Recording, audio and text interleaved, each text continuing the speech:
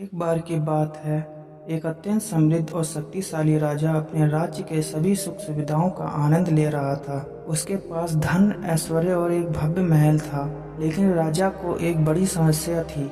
यह चिंता उसके जीवन की हर खुशी को छीन रही थी और उसे मानसिक शांति का एहसास नहीं हो पा रहा था। राजा हर समय अपने भविष्य को लेकर चिंतित रहता था। उसे डर था कि कहीं उसके राज्य पर कोई आक्रमण ना हो जाए या उसके राजा बनने के बाद राज्य की समृद्धि में कोई कमी ना आ जाए। इसके अलावा राजा ने अपने पुत्र को भी सत्ता का उत्तराधिकारी नियुक्त किया था, लेकिन उसे यह चिंता सताती रहती थी कि क्या उसका पुत्र अच्छे से शासन कर पाएगा या नहीं। राजा की चिंता दिन ब दिन बढ़ती जा रही थी और उसने अपने समृद्ध और ऐश्वर्य को एक ओर रखकर चिंता के बोझ से अपने मन को संक्रांत कर लिया था। उसने सभी प्रयास किए वह अपनी चिंता को दूर कर सके, लेकिन हर बार वह असफल हो रहा था। चिंता उसकी सारी खुशी और मानसिक शांति को खा रही थी। एक दिन राजा ने सुना कि एक महान साधु संत उनके राज्य में आए हैं। राजा ने सोचा कि शायद ये संत उसकी चिंता को दूर कर सके। उसने संत को दरबार में बुलाया और उनका स्वागत किया। राजा ने संत से अपनी समस्या का साझा किया और उनसे सलाह मांगी। संत ने राजा की बातें ध्यानपूर्वक सुनी और फिर कहा,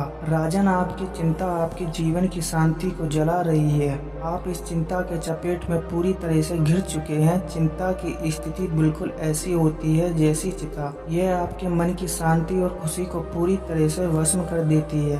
राजा ने आश्चर्यचकित होकर पूछा, मुझे इस चिंता से मुक्ति कैसे मिलेगी?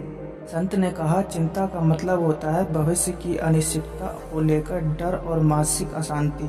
जब आप अपने मन में हमेशा यह सोचते रहते हैं कि क्या होगा, तब आप अपने वर्तमान को सही से जीने की स्थिति में नहीं रहते। चिंता केवल आपके मानसिक स्वास्थ्य को ही नहीं बल्कि आपके शारीरिक स्वास्थ्य को भी नुकसान पहुंचा सकती है। संत ने राजा को एक उपदेश दिया, आपको अपने मन को प्रशिक्षित करना होगा। जब भी आपको चिंता महसूस हो तब आप अपने आप को यह याद दिलाएं कि चिंता करने से भविष्य की समस्याएं हल नहीं होंगी। इसके बजाय आपको अपने वर्तमान समय में ध्यान केंद्रित करना होगा और अपने कर्तव्य को ईमानदारी से निभाना होगा। राजा ने संत की सलाह मानी और धीरे धीरे अपनी चिंता को दूर करने की कोशिश की। संत के उपदेशों को ध्यान में रखते हुए राजा ने अपने मन को नियंत्रण करने के लिए ध्यान और योग का अभ्यास शुरू किया। उसने अपने दैनिक जीवन में ध्यान केंद्रित करने की कोशिश की और अपने कर्तव्य को पूरी ईमानदारी और लगन से निभाया। राजा ने महसूस किया कि जैसे ही उसने अपनी चिंता को नियंत्रण कर लिया है, उसकी मानसिक शांति और खुशी भी वापस आ गई है। उसने अपने राज्य की समस्याओं को एक सकारात्मक दृष्टिकोण से देखना शुरू किया और हर समस्या को एक अवसर के रूप में लेने की कोशिश की। इसके परिणाम स्वरूप राजा ने देखा कि उसका राज्य भी समृद्ध और खुशहाल हो गया और उसकी चिंताओं ने उसे परेशान करना बंद कर दिया।